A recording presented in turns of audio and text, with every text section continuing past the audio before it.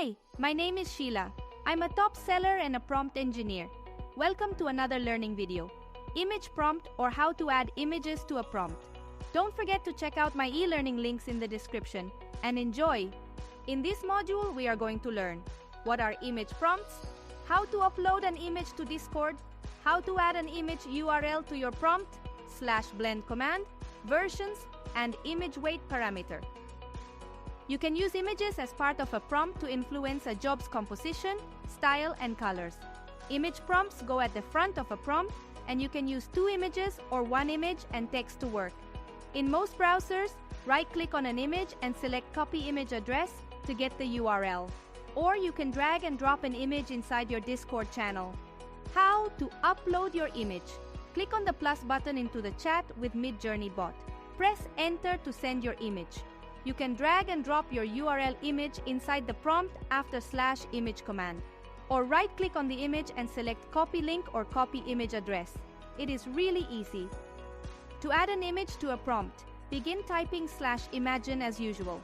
After the prompt box appears, drag the image file into the prompt box to add the image's URL, and then add the description of what to imagine and the parameters.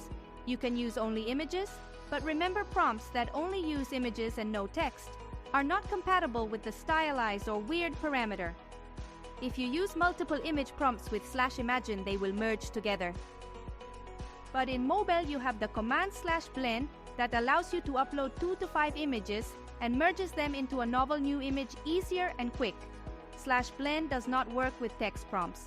To use text and image prompts together, use image prompts and text with /imagine.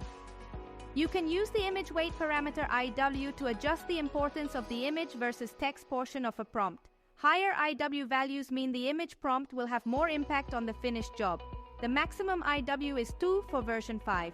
In my opinion, image weight works better with versions 4, 5, and Niji 5. Please note that you should include the version parameter at the end of your prompt if you want to specify the version.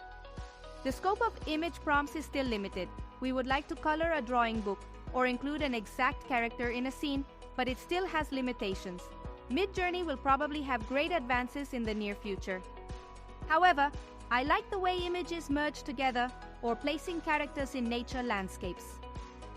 Super, right? I'm a top seller, and I'll be sharing weekly videos with examples of prompts at basic, intermediate, and advanced levels. It's great content. I'll also have a section for tips, advices, and much more.